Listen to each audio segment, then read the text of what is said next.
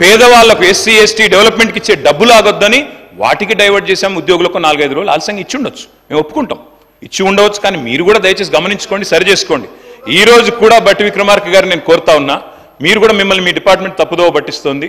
చాలా మంది చిరుద్యోగులకు నిన్న హరీష్ గారు చెప్పారు, సిర్పూర్ కాగజ్ నగర్ ఎమ్మెల్యే గారు ఏం చెప్పారు అధ్యక్ష, కాంట్రాక్ట్ మెడికల్ ఆఫీసర్లు 10 నెలలుగా జీతం లేకుండా ఉన్నారు.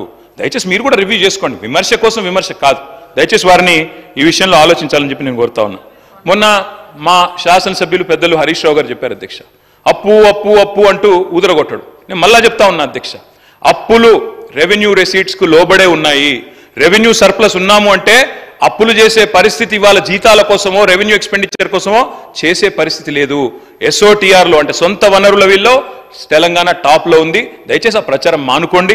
రెండవది నికర అప్పు, వారు పదే చెప్తారు అధ్యక్ష, 6,71,000 కోట్ల అప్పు అని వారు చెప్తారు. ముఖ్యమంత్రి గారు అయితే నెలకు 7,000 మిత్తి కడుతున్నాను ముఖ్యమంత్రి గారు చెప్తారు. ఈ రకంగా దుష్ప్రచారం చేయడం, నేను అంకెలు చెప్తే మళ్ళీ ఇబ్బంది పడతారు. మీరు నా మాటినండి, మీ సోషియో ఎకనామిక్ అవుట్లుక్లోనే భిన్నంగా ఉంది. దయచేసి చూసుకోండి. ఎందుకంటే ఏం ప్రచురిస్తున్నారో ఏం చేస్తున్నారో చూసుకొని మాట్లాడండి. బయట పొలిటికల్గా మాట్లాడితే నడుస్తుంది, హౌస్లో నడవదు అధ్యక్ష.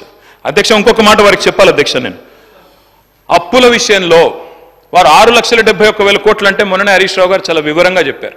ఏవైతే ప్రభుత్వం కట్టే అవసరం లేని అప్పులు ఉన్నాయో, ఏవైతే గ్యారంటీలు మాత్రమే ఇచ్చి వాటికి కట్టే అవసరం లేని ఉన్నాయో అవన్నీ కూడా కూడేసి కేవలం బదనాం చేయాలన్న ఎజెండాతో వారు ఒక ప్రయత్నం చేశారు. I leave it to the wisdom of the honourable deputy chief minister.